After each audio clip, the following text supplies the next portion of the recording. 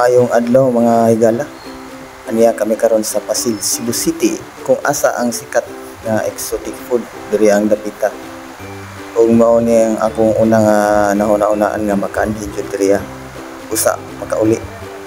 Ya, makatilaw aning larang naluto sa tagutungan nga isda or porcupine fish. Makita man ninyo mga lamas pa lang di ka magmahay. Kay daghan kaayo labi na maluto, di ba? Kita ninyo daghan jud nagakaon diri ug sa katong wala pa naka tuod diri dali ra matud-an. Flores Street, Pasig, Cebu City, Ismin, Karinderya.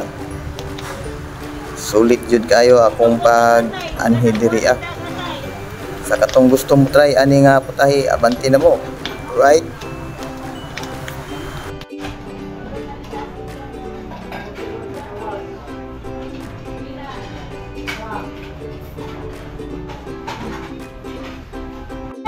Kuni isa akong tuyo dito sa Cebu, kung larang tagutungan.